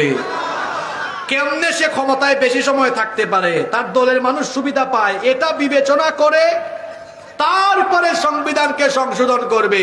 যে মানুষ এত স্বার্থপর, দলবাজ, দলকানা, এই মানুষের তৈরি করা আইন প্রণয়ন হবে, সংশোধন হবে, এটা দিয়ে মানুষের কল্যাণ হবে না। মানুষের কল্যাণের জন্য আল্লাহর দেওয়া আইনকে গ্রহণ করতে হবে, কারণ এটার কোনো পরিবর্তন হয় না, পরিবর্তন হয় না, সংশোধন হয়নি, হবে না, হওয়ার কোনো প্রয়োজনও। দ্বীন ইসলামের 7 নম্বর বৈশিষ্ট্য হলো, 7 নম্বর বৈশিষ্ট্য হলো এটি হচ্ছে দ্বীনুন মুকাম্মাল, পরিপূর্ণ। এমন কোন জিনিস নাই যা এই দ্বীনের ভেতরে নাই। সুবহানাল্লাহ পড়বেন না? এটা হচ্ছে পরিপূর্ণ দ্বীন। এই জন্য বিদায় হজের দিনে আল্লাহ নবীর কাছে আল্লাহ এই আয়াত নাজিল করে এই বিষয়টা চূড়ান্ত ভাবে জানিয়ে দিয়েছেন। এই আয়াতটা আপনারা অনেকেই জানেন, সূরা মাঈদার 3 নম্বর আয়াত। যারা পারেন আমার সাথে তেলাওয়াত করেন। আল-ইয়াউমা আকমালতু লাকুম দীনাকুম ওয়া আতমামতু আলাইকুম নি'মাতি ওয়া রাদিতু লাকুমুল ইসলাম দীনা। আল-ইয়াউমা আকমালতু লাকুম দীনাকুম, আজ আমি তোমাদের জন্য তোমাদের দ্বীনকে পরিপূর্ণ করে দিলাম। ওয়া আতমামতু আলাইকুম নি'মাতি, আমার নিয়ামতকে তোমাদের জন্য সম্পূর্ণ করলাম, পরিপূর্ণ করলাম। ওয়া রাদিতু লাকুমুল ইসলাম দীনা, আর আমি রাজি হয়ে খুশি হয়ে ইসলামকে তোমাদের জন্য জীবন বিধান হিসাবে ঠিক করে দিলাম। সুবহানাল্লাহ। তার মানে ইসলাম হলো এমন এক দিন, এটা পরিপূর্ণ। মানুষের জীবনের জন্য যা দরকার সব ইসলামের ভেতরে আছে না নাই? আসতে বলবেন না, জোরে বলেন আছে না নাই?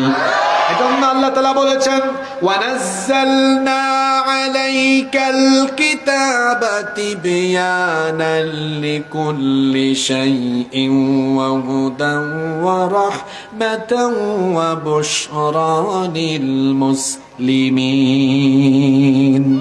কোরআনে কারীমের 16 নম্বর সূরা সূরাতুন নাহালের 89 নম্বর আয়াতের শেষাংশে আল্লাহ বলছেন, আমি আপনার কাছে এই কিতাব অবতীর্ণ করেছি, নাজিল করেছি, আর তিবিয়ানাল লিকুল্লি শাই, সবকিছু এর ভেতরে আমি খুলে খুলে বর্ণনা করেছি। আল্লাহ তাআলা কোরআনে কারীমের 6 নম্বর সূরা সূরাতুল আনআমের 38 নম্বর আয়াতের শেষাংশে আরো বলছেন, মা ফাররাতনা ফিল কিতাবি মিন শাইইন থুম্মা ইলা রাব্বিহিম ইউহশারুন। তোমাদের যা যা দরকার, মা ফাররাতনা ফিল কিতাবি মিন শাই, কোনো কিছু এই কিতাবের ভেতরে বাদ দেই নাই। যা যা দরকার সব কিছু এই কিতাবের ভেতরে যিনি ঢুকিয়ে দিয়েছেন, গলার আওয়াজ বড় করে বলেন তিনি কে? আল্লাহ। এই কোরআনের ভেতরে সব আছে না নাই? আছে, সব আছে। একবার এক রুটি বিক্রেতা কি বলে জানেন? কয়, হুজুর আপনি যে বললেন কোরআনের ভিতরে সব আছে, তো বলেন তো, আমি তো রেস্টুরেন্টে চাকরি করি, রুটি বানাই, রুটি কি করে বানাই? এটা কোরআন শরীফের কোন আয়াতে আছে? আপনারা হাসতেছেন, কিন্তু এই জবাব কোরআনের ভেতরে আছে না নাই? বললাম আছে। তো কপাল, চক্ষু কপালে উঠে গেছে। কয় কোন জোরে আছে? এটা তো কোন হুজুর ওয়াজ করলো না কখনো। আমি বললাম এটাও আছে। কয় দেখি বলেন তো কোথায় আছে? আমি বললাম, ফাসআলু আহলা যিকরি ইন কুনতুম লা তা'লামুন। আল্লাহ বলেছেন, যদি কোনো বিষয় না জানো, যে জানে তাকে জিজ্ঞেস করে নাও। তো তুমি রুটি বানাইতে না জানলে, যে রুটি বানাইতে জানে, আল্লাহ বলছেন তারে গিয়া জিজ্ঞেস করে তার থেকে এটা জেনে নাও। কোরআন হলো এমন এক কিতাব, আপনার জীবনে যা দরকার সব কোরআনে আছে না নাই? এখন তো আওয়াজ বেরোয় না, আছে না নাই? কিভাবে আপনার নিজের ব্যক্তি জীবন চালাবেন, আপনার পরিবার চালাবেন, কোরআনে এটা নাই? কি করে আপনার সমাজ চালাবেন, কি করে আপনার সকল অঙ্গনকে পরিচালনা করবেন, এই কোরআনের ভেতরে আল্লাহ সব দিয়েছেন। এজন্য আল্লাহ বলেছেন, এই দিন যখন তোমাকে দেয়া হলো, এই দিনের ভেতরে ঢুকলে পরিপূর্ণ ঢুকতে হবে। কিছু ঢুকবা আর কিছু বাইরে থাকবা, এমনটা হতে পারে না। আল্লাহ বলেছেন, তুমি যদি দিন ইসলামে প্রবেশ করো, পরিপূর্ণ প্রবেশ করো, কিছু ঢুকবা কিছু বাইরে থাকবা, এমনটা হবে না। এজন্য আল্লাহ তাআলা কোরআনে কারীমের 2 নম্বর সূরা, ওইদিকে কি হইছে? কত গুরুত্বপূর্ণ আয়াত চলে যাচ্ছে। এটা তো মিস করলে, শোনেন আমি বলে ফেলি, এটা আমার আজকের আলোচনার শেষ পয়েন্ট। এটাকে আমি শেষে রাখছি কেন জানেন? আচ্ছা বলেন তো, খাওয়া দাওয়া যে খান, সবচেয়ে মজার অংশটা কি শুরুতে থাকে না শেষে থাকে? একটা আলোচনার ফাইনাল মেসেজ বা বার্তা থাকে আলোচনার শেষে। আপনি যদি ওখানেও মনোযোগী হয়ে যান তো কি নিয়ে বাড়ি যাবেন? আমরা বলছিলাম এটা পরিপূর্ণ দিন, এজন্য আল্লাহ বলেছেন দিন মানলে পরিপূর্ণই মানতে হবে, কিছু মানবা কিছু মানবা না এটা হতে পারে না। এজন্য আল্লাহ কোরআনে কারীমের 2 নম্বর সূরা সূরাতুল বাকারা এর 208 নম্বর আয়াতে বলেছেন, ইয়া আইয়ুহাল্লাযীনা আমানু দুখুলু ফিস সিলমি কাফা ওয়া লা اتبعوا خطوات الشيطان إنه لكم عدو مبين ইয়া আইয়ুহাল্লাযীনা আমানু, অ্যাপ্রোচ বুঝতে হবে। আল্লাহ সম্বোধন করেছেন হে বিশ্বাসীরা। কোরআনের কিছু কিছু আয়াতে আল্লাহ সরাসরি কাফিরদেরকে অ্যাপ্রোচ করেছেন, যেমন কুল ইয়া আইয়ুহাল কাফিরুন, এখানে কাফিরদেরকে আল্লাহ সম্বোধন করেছেন। কোথাও আল্লাহ বলেছেন ইয়া আইয়ুহান নাস, ইয়া আইয়ুহাল ইনসান, সব মানুষকে সম্বোধন করেছেন। এই আয়াতে আল্লাহ সম্বোধন করেছেন শুধু কাদেরকে? এটাও কইতে পারলেন না, কাকে? ঈমানদারদেরকে। আল্লাহ বলেছেন ইয়া আইয়ুহাল্লাযীনা আমানু, হে ঈমানদারেরা। আমরা ঈমানদার না বেঈমান? এটাও সাহস করে বলতে পারলেন না, আমরা ঈমানদার না বেঈমান? আল্লাহ তুমি সাক্ষী থাকো, আমরা ঈমানের ঘোষণা দিয়েছি, আমাদেরকে ঈমানদারদের কাতারে শামিল করে দাও। হে ঈমানদারেরা, উদখুলু ফিস সিলমি কাফা, পরিপূর্ণভাবে ইসলামে দাখিল হও, পুরাপুরি ঢুকো, পুরাপুরি ঢুকো, পুরাপুরি ইসলামে প্রবেশ করো। জোরে বলেন তো কিভাবে প্রবেশ করো? জোরে বলেন কিভাবে? পুরাপুরি মানে কি? মানে দিন মানলে পুরাটাই মানতে হবে। এই আদেশটা হুজুরের না আল্লাহর? জোরে বলেন এই আদেশটা কার? আরো জোরে বলেন কার? আজান হয়েছে, মুরব্বি দৌড় দিয়েছে মসজিদে, আইনটা মানলো কার? তো দিন ইসলামের একটা বিধান মানলো, কিন্তু এই মুরব্বি মসজিদ থেকে বের হয়ে এখন আবার সুদ খাইতে গেল, ঘুষ খাইতে গেল, কোথাও থেকে চাঁদা উঠাইলো, কোথাও গিয়ে সন্ত্রাসী কাজ করলো। এই মুরব্বী একটু আগে দিন ইসলামের একটা বিধান মানলো, নামাজ থেকে বের হয়ে 4-5 জায়গায় এবার কার বিধান মানলো? জোরে বলেন কার বিধান? এই আয়াতেই তো আল্লাহ এর জন্য বলেছেন উদখুলু ফিস সিলমি কাফা, এটা বলেই এরপরে বলেছেন ওয়ালা তাত্তাবিউ খুতুওয়াতিশ শাইতান, ও ঈমানদারেরা খবরদার, শয়তানের পদাঙ্ক অনুসরণ করো না। তার মানে আল্লাহ বলেছেন কিছু জায়গায় আল্লাহর আইন, কিছু জায়গায় শয়তানের তরিকা অনুসরণ করা যাবে না, বরং একজন মুমিন 24 ঘন্টায় আনুগত্য করবে কার? আরো জোরে বলেন আনুগত্য করবে কার? শুধু 24 ঘন্টা নয়, ওয়া'বুদু রাব্বাকা হাত্তা ইয়াতিয়াকাল ইয়াকিন, মৃত্যু আসার আগ পর্যন্ত একজন মুমিন ইবাদত অর্থাৎ আনুগত্য করবে কার? সে মসজিদে যেমন আল্লাহর আনুগত্য করবে, মসজিদের বাইরেও আল্লাহর আনুগত্য করবে। সে যেমন করে নামাজ আদায় করে ঠিক তেমনি ভাবে নামাজে যে আল্লাহর হুকুম মানে, সে আল্লাহর হুকুম মতো সে তার পরিবার চালাবে। যে আল্লাহর হুকুম মতো রমজান মাসে সে রোজা রাখে, সে আল্লাহর হুকুম মতো তার পরিবার সে চালাবে। যে আল্লাহর হুকুম মতো সামর্থ্য থাকলে সে হজ করে কিংবা যাকাত আদায় করে, সেই আল্লাহর হুকুম মতো সে তার সমাজও চালাবে, রাষ্ট্রও চালাবে। কারণ সে শুধু মসজিদে নয়, সে তার জীবনের সব জায়গায় আইন মানবে, হুকুম মানবে কার? এই আপনার কি হয়েছে? বসান, ওনারে বসায় দেন। এত এত খুঁতখুঁতানি নিয়া মাহফিলে আসেন কেন মিয়া? যাদের সমস্যা আছে বসবেন না, আগে ভাগেই দৌড় মারবেন, এটা আদবের খিলাফ। কোথাও বক্তব্য শুনতে বসে গেলে পুরাটাই শুনে যেতে হবে, ঠিক না বেঠিক? এখানে কি পুঁথি পড়া হচ্ছে নাকি? গীত গাওয়া হচ্ছে নাকি? তো শুরু থেকেই কার কথা বলা হচ্ছে? জোরে বলেন কার? আল্লাহ বলছেন শুধু নামাজে নয়, একজন মুমিন 24 ঘন্টা আইন মানবে কার? বলেন 24 ঘন্টা আইন মানবো কার? আচ্ছা, ভালো কথা। তো নামাজে তো মানলাম, নামাজে কার আইন মানি? জোরে বলেন কার আইন? এবার বলেন আপনারা, আপনাদের দেশের আদালতে চলে কার আইন? শয়তান বলিয়েন না, মানুষের আইন। কার আইন? উল্টা পাল্টা জবাব দিয়েন না। আমি কিন্তু আপনাদেরকে লাইনে তুলছি, 10 মিনিট ধৈর্য থাকবে তো সবার? এই 10 মিনিটে এমন এমন এমন এমন কথা শুনবেন ইনশাআল্লাহ, এই কথাগুলোই আপনাদের জীবন পরিবর্তনে যথেষ্ট ইনশাআল্লাহ। এবার বলেন, আমাদের মসজিদে গেলে আমরা আইন মানি কার? এবার বুঝে শুনে জবাব দেন তো, আদালতে আইন চলছে কার? মানুষের। জুড়ে বলেন কার? এখন একজন মুমিন, সে সব জায়গায় হুকুম মানবে কার? এই নির্দেশনা কার? কিন্তু আদালতে এখন হুকুম চলছে কার? এবার আসেন, আমরা কোনো রাজনৈতিক আলোচনা না করে আসেন আমরা ফায়দার কথা বলি। ওই যে তাবলিগের ভাইরা অনেক সুন্দর কিছু মানে কথা বলেন না, নামাজ শেষে থাকবেন, ইমান আমলের বহুত ফায়দার কথা হবে। তো আমিও আজকে বলতেছি, রাজনৈতিক আলাপ বাদ দিয়ে আসেন আমরা নিজেদের ফায়দার কথা আলোচনা করি। ফায়দার কথা শুনতে চান তো?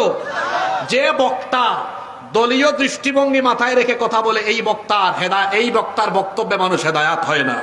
যে শ্রোতা দলীয় দৃষ্টিভঙ্গি মাথায় রেখে বক্তব্য শুনে সেও হেদায়াত হয় না। এই মুহূর্তে দল মত ভুলে গিয়ে আল্লাহর বান্দা হিসাবে এই কথাগুলো শুনেন, আল্লাহ হেদায়াত দিয়ে দিবে ইনশাআল্লাহ। সবার মন মগজ স্বাভাবিক আছে তো?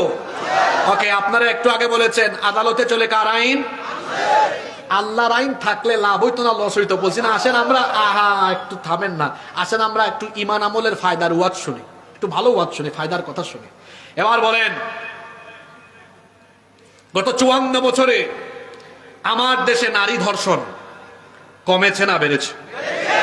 আশ্চর্য কথা কি জানেন, এই দেশ 54 বছরের মধ্যে 32 বছর শুধু নারীরাই পরিচালনা করেছে, আর 22 বছর আমরা পুরুষ কয়েকজন মিল্লা ভাগ যোগ করে চালাইছি। আর ওইদিকে 32 বছর দুইজনই কাম সারছে। আবার এট এ টাইম তাদের হাতে এমন ক্ষমতা ছিল, সরকার দলীয় নেতা নারী, বিরোধী দলীয় নেতা নারী, স্পিকার নারী, স্বরাষ্ট্রমন্ত্রী, পররাষ্ট্রমন্ত্রী, শিক্ষামন্ত্রী, স্পিকার নারী। বাংলাদেশে এরকম ছিল কি ছিল না?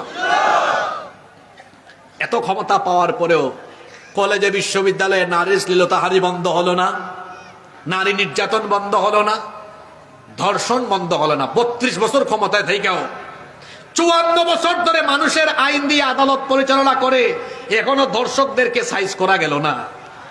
এই যে কয়েক মাস আগে মাগুরায় আমার এক ছোট্ট বোন আসিয়া, তার কথা কি আপনাদের মনে আছে?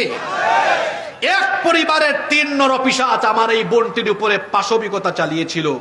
আমার বোনটা কয়েকদিন হাসপাতালে থেকে খুব কষ্টের সাথে দুনিয়া থেকে চলে গিয়েছে। চাপাইয়ের মানুষ, নবাবগঞ্জের মানুষ, আপনারা বলেন আমার এই বোনের এই অবস্থা যারা করেছে, এই নরপিশাচরা এখনো বেঁচে আছে না নাই? হ্যাঁ, কথা বলেন না কেন? আদালতে কার আইন? জোরে বলেন কার আইন? আরো জোরে। এ কেমন আইন গো, যে আইন থাকার ফলে আমার ধর্ষিতা বোন কবরে চলে যায় আর ধর্ষক এখনো বেঁচে থাকে? এই আইনের মুখে আমি লাথি মারি। বাংলাদেশে বিভিন্ন কলেজে বিশ্ববিদ্যালয়ে এমনও জায়গা আছে যেখানে ধর্ষণের সেঞ্চুরি হয়েছে, ধর্ষণ করে জেলখানায় ঢুকেছে, কয়েক মাস বা কয়েক বছর পরে জামিন পেয়ে ফুলের মালা গলায় দিয়ে রাস্তায় হাঁটে। আদালতে কার আইন? কথা বলেন না কেন? এ কেমন আইন গো, যে আইন থাকার ফলে ধর্ষক ধর্ষণ করেও জেলখানায় গিয়ে কয়েক মাস বা কয়েক বছর পরে বের হয়ে রাস্তাঘাটে ফুলের মালা গলায় দিয়ে হাঁটে। আপনার ওই আইনের মুখে আমি ঝাড়ু নিক্ষেপ করি। বলছিলাম না আজকে ইমান আমলের ফায়দার ওয়াজ হবে? আসেন ফায়দার কথা শুনি। এবার যদি আদালতে মানুষের আইন না হয়ে হয়তো আল্লাহর আইন, এই ধর্ষকরা কি ফুলের মালা গলায় দিয়ে রাস্তায় হাঁটার সাহস পাইতো? জোরে বলেন পাইতো? এমন শাস্তি হতো, এক ধর্ষকের বিচার থেকে সারা দেশের লুচ্চা আর বদমাশ তারের মতো শুধু হয়ে যেত। এবার দলমত সব চিন্তা মাথার থেকে ফালাই দিয়া এবার বলেন, নিজেদের ফায়দার জন্য আপনারা আদালতে মানুষের আইন চান না আল্লাহর আইন চান? জোরে বলেন কার আইন? কারণ আল্লাহর আইন চালু হলে বিচার ব্যবস্থায় ন্যায় ইনসাফ প্রতিষ্ঠা হবে। প্রতিটি মানুষ আদালতে গিয়ে ন্যায় বিচার পাবে, কারো উপরে অবিচার হবে না ইনশাআল্লাহ। শেষ কথা এবার বলবো, কথায় আছে শেষ ভালো যার, সব ভালো। এ তো বললাম আদালতের কথা গো। এবার আসেন আপনাদের দেশে চলে রাষ্ট্রীয়ভাবে আল্লাহর আইন না মানুষের আইন? জোরে বলেন, কার আইন? মানুষের আইন। রাসূলুল্লাহ সাল্লাল্লাহু আলাইহি ওয়াসাল্লাম 10 বছর মদিনার রাষ্ট্রকে পরিচালনা করেছেন। কথা কি মিথ্যা না সত্য? কার আইন দিয়ে? জোরে বলতে হবে, কার আইন? আবার বলেন, সবাই বলেন, সবাই বলেন। আমরা রাসূলের উম্মত হিসাবে আমাদের সমাজে রাষ্ট্রে আমরা কার আইন চাই? 54টি বছর ধরে আমার দেশকে লুটে পুটে খাওয়া হয়েছে। আমার দেশের মানুষের ভাগ্যের পরিবর্তন হয়নি। যারাই মানুষের ভাগ্যের পরিবর্তনের কথা বলে তারাই দেখা যায় ক্ষমতা পাওয়ার পরে তারা তাদের নিজেদের ভাগ্যকে পরিবর্তন করে। তারা বলে ক্ষুধামুক্ত দারিদ্র্যমুক্ত সমাজ দেশ গঠন করবে, কিন্তু এরা নিজেরা এত ক্ষুধার্ত, ক্ষমতায় যাওয়ার পরে নিজেদের ক্ষুধা তারা মিটাতে পারে না। যারা নিজেদের ক্ষুধা মিটাতে পারে না, এরা মানুষের ক্ষুধা কেমনে মিটাবে? এজন্য আল্লাহর আইনকে আর রাসূলের আদর্শকে গ্রহণ করে এই দেশকে বিনির্মাণ করতে হবে। কারা কারা রাজি আছেন দুহাত তুলে আল্লাহরে দেখান।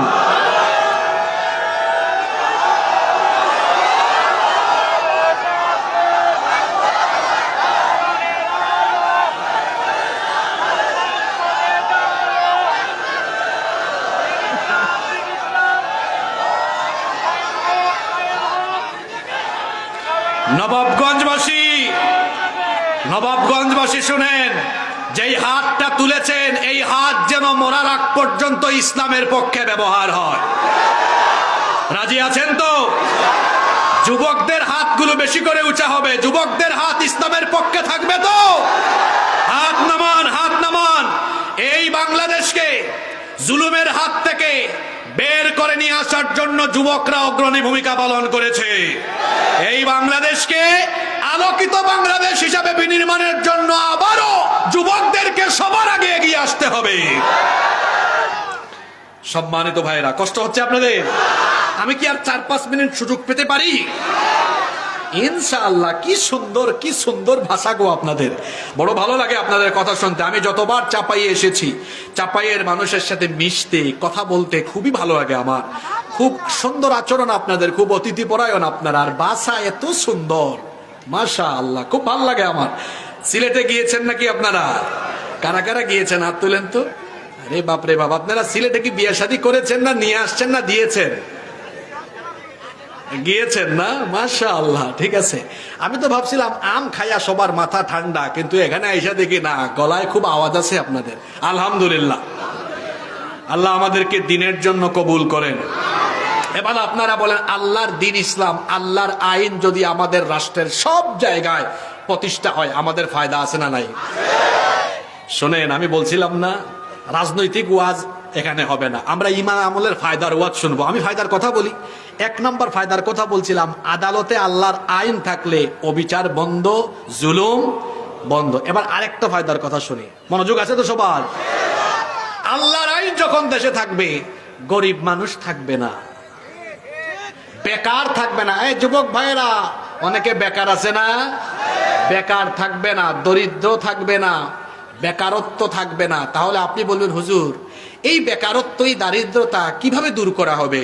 বেকারত্ব আর দারিদ্রতা দূর করার ফর্মুলা হুজুর দিচ্ছেন না। বেকারত্ব আর দারিদ্রতার ফর্মুলা দূরীভূত করার সমাধান দিচ্ছেন সরাসরি কে?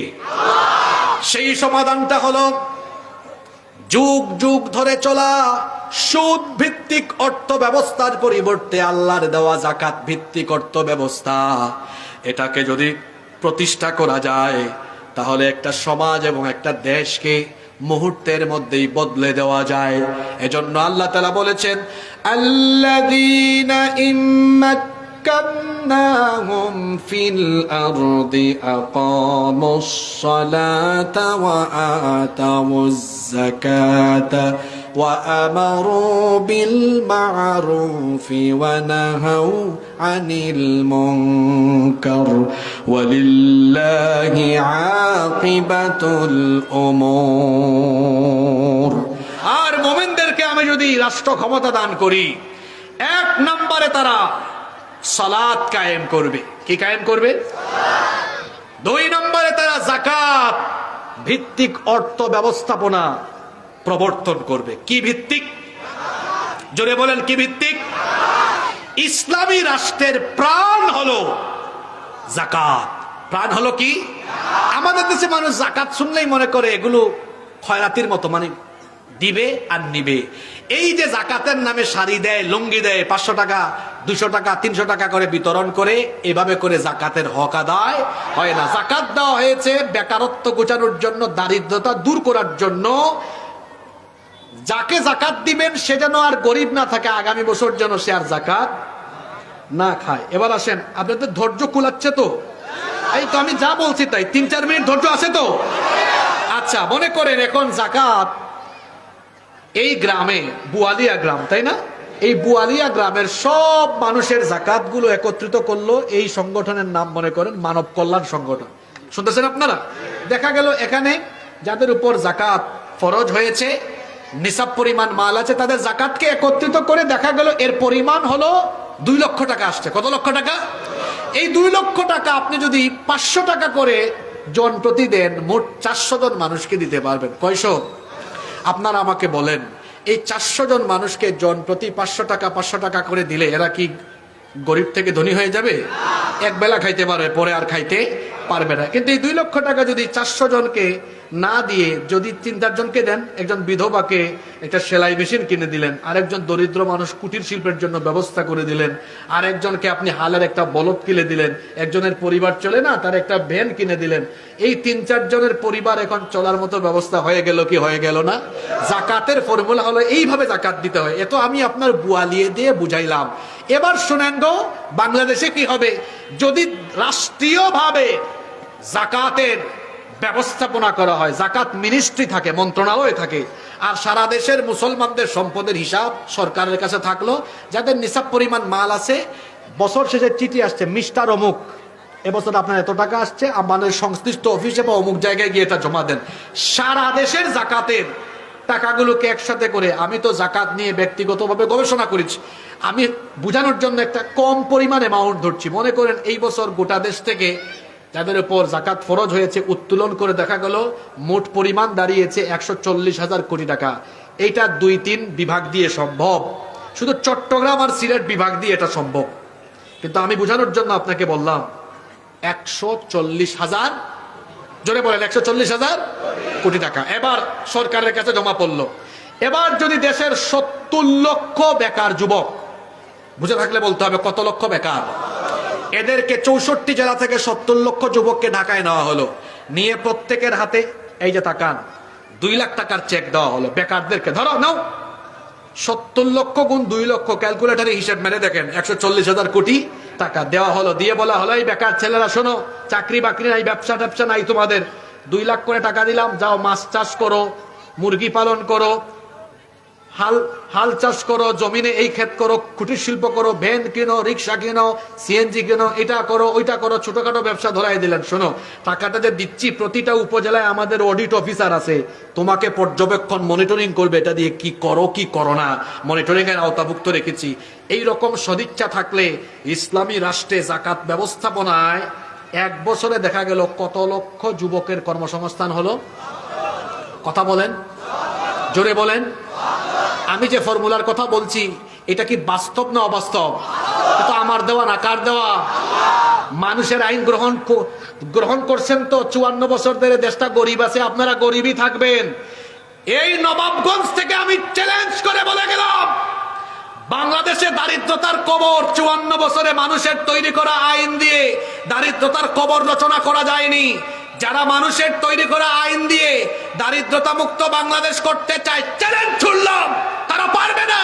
আলেম উলামা আর কুরআনের অনুশাসন যারা প্রতিষ্ঠা করতে চায় তাদের হাতে দায়িত্ব দিয়ে দেখেন, মাত্র 10 বছরে বাংলাদেশে দারিদ্রতার কবর রচনা করা হবে। বলছিলাম না কোনো রাজনৈতিক কথা হবে না, ফায়দার কথা হবে। কিসের কথা? এবার দলমত ফালায় দেন। বলছিলাম না যে বক্তা দলীয় দৃষ্টিভঙ্গি মাথায় রেখে বক্তব্য দিবে তার বক্তব্যে মানুষ হেদায়াত হবে না। আমি কি একটিবারও 1.5 ঘন্টার ভেতরে কোন দলের সাফাই গিয়েছি, কোন নেতার পক্ষে কথা বলেছি? আমি তো কোন দলের দালাল না, কোন নেতারও দালাল না। তবে হ্যাঁ, আমি আল্লাহ আর তার রসুলের দালাল। আমি আল্লাহর পক্ষে রসুলের পক্ষে এখানে কথা বলতে বসেছি। বলছি আপনারা যদি এভাবে মানুষের তৈরি করা আইনকে পায়ের তলায় ফেলাইয়া দিয়া আল্লাহর কোরআনের আইনকে গ্রহণ করেন, সমাজ রাষ্ট্র এত উন্নতি আর সমৃদ্ধির জায়গায় চলে যাবে যেভাবে রসুলের সময়ে খুলাফায়ে রাশিদার সময়ে তারা সমৃদ্ধভাবে পৃথিবীতে মাথা উঁচু করে দাঁড়িয়েছিলেন। আল্লাহর কোরআনের আইনকে গ্রহণ করলে শুধু বাংলাদেশ নয়, পৃথিবীর বুকে আমরা মাথা উঁচু করে সমৃদ্ধ জাতি হিসাবে দাঁড়িয়ে যেতে পারবো। এজন্য আসুন দল মত ভুলে গিয়ে মানুষের তৈরি করা আইনকে ডাস্টবিনে ফেলে দেই আর আল্লাহর তৈরি করা কোরআনের আইনকে গ্রহণ করে নেই।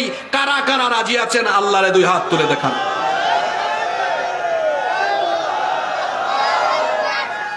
হাতগুলা উঁচা করে ধরেন। সবাই চান তো? সবাই চান তো?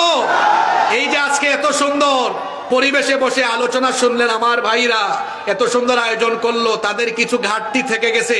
যে 2টা হাত ইসলামের পক্ষে উঠাইছি, এই 2টা হাত কি আমরা কোরআনের জন্য সহযোগিতার জন্য বাড়ায় দিতে পারি না? জোরে বলেন, পারি কি পারি না? চতুর্দিক থেকে চাদর ঢুকবে, এই 2টা হাতকে আমরা আল্লাহর খুশির জন্য উজাড় করব। হাতগুলা নামায়া পকেটে ঢুকাই।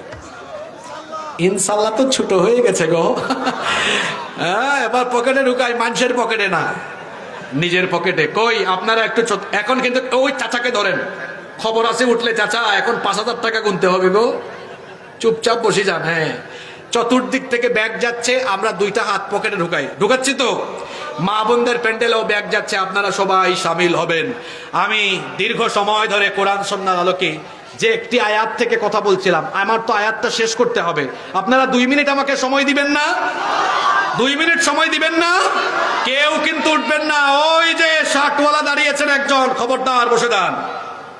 বসেন, আপনাকে বসেন বসেন বসেন, কেউ দাঁড়াবেন না। ব্যাগ যাচ্ছে, ব্যাগের কাজ নীরবে নীরবে ব্যাগের কাজ হবে। আমার কথা এবার আমি শেষ করি। হয় যে চাচা উঠছেন কেন? বসেন।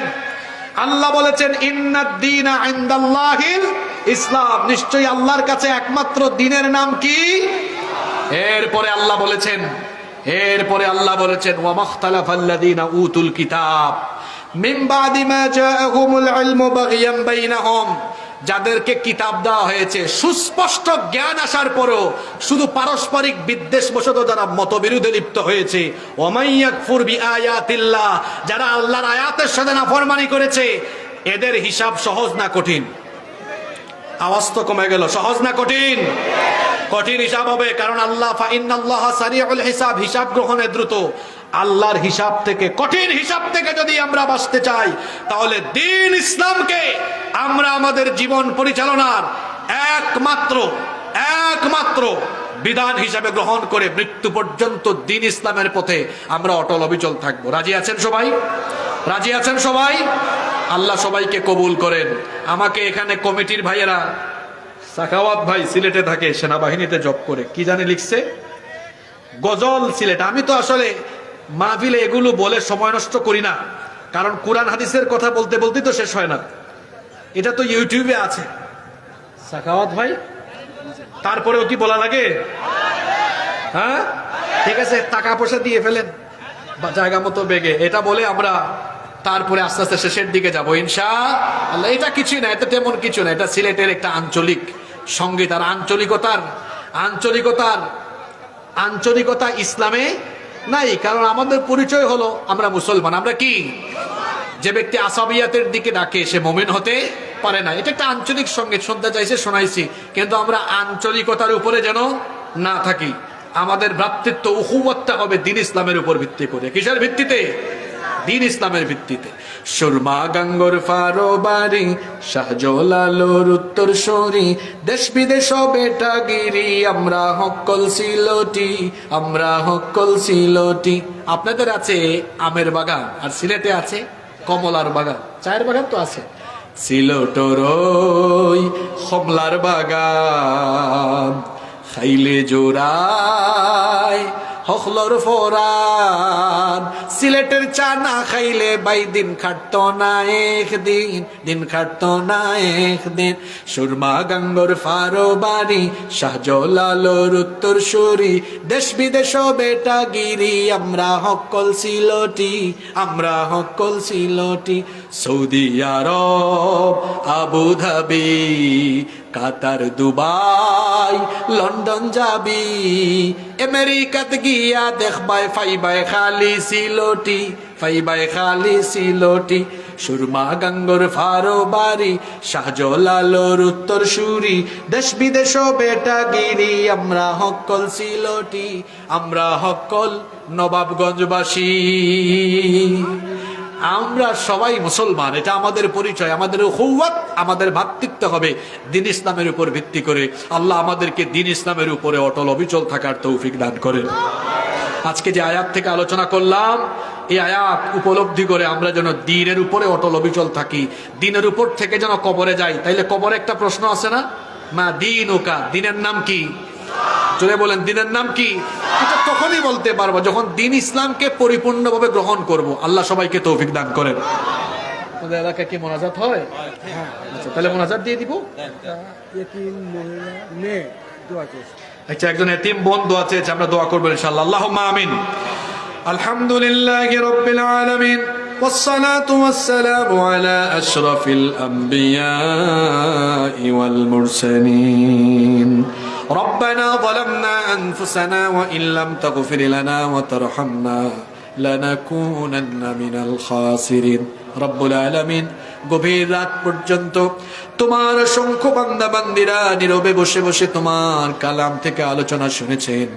রব্বুল আলামিন, এই গভীর রাতে আমরা যারা হাত তুলেছি, আমাদের জীবনে ছোট বড় জানা অজানা যত গুনাহ করেছি, দয়া করে সব গুনাহ তুমি মাফ করে দাও।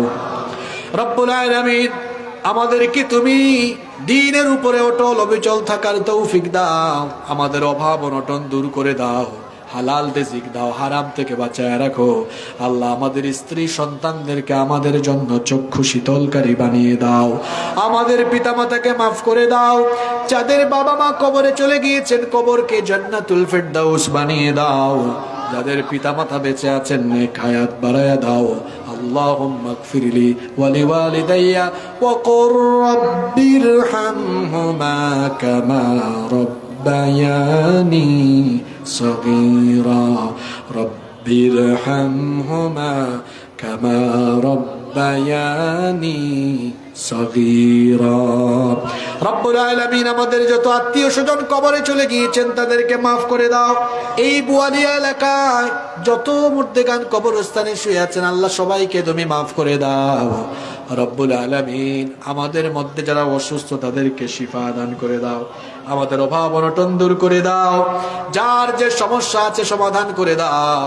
যত মানুষ হাত তুলেছেন আমিন আমিন বলছেন, আল্লাহ সকলের দিলের নেক বাসনা তুমি পূরণ করে দাও। আমাদের এতিম বন্ধু আছে, আল্লাহ তার মনের আশা তুমি পূরণ করে দাও। আল্লাহ, আমাদের এই দেশকে তুমি ইসলামের জন্য কবুল করে নাও।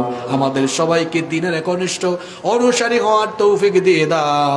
আমার দেশের উপরে রহমত আর বরকত নাজিল করো। আল্লাহ, আমাদের সবাইকে আমৃত্যুর দ্বীনের উপরে অটল অবিচল থাকার তৌফিক দিয়ে দাও। 2 দিন ব্যাপী মাহফিলের অ্যারেঞ্জমেন্টকে কবুল করে নাও। রব্বুল আলামিন, মাহফিলে যারা সভাপতিত্ব করেছেন, 2 দিন ব্যাপী যারা প্রধান অতিথি বিশেষ অতিথি ছিলেন, আল্লাহ সবাইকে মাফ করে দাও। আমাদের সবাইকে তুমি দ্বীনের জন্য কবুল করে নাও।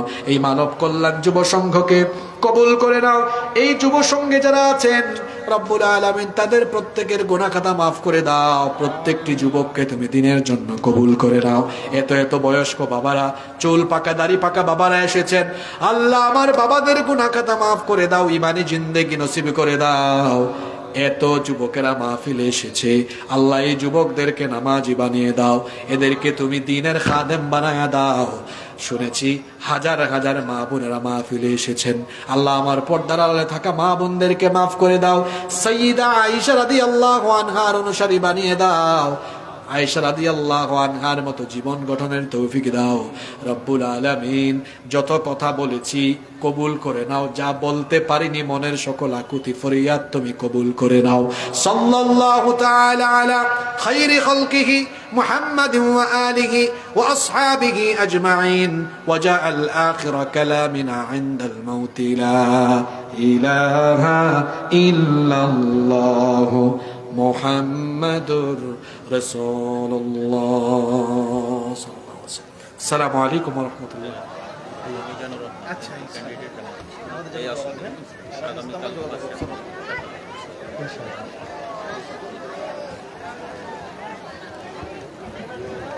আলহামদুলিল্লাহ, আমরা ধৈর্যের সাথে আলোচনা শুনলাম। সম্মানিত মা বোনেরা, আপনারা 2 মিনিট একটু দাঁড়িয়ে যান, আমাদের ভাই ও বাবাজিরা বেরিয়ে যাক, তারপরেই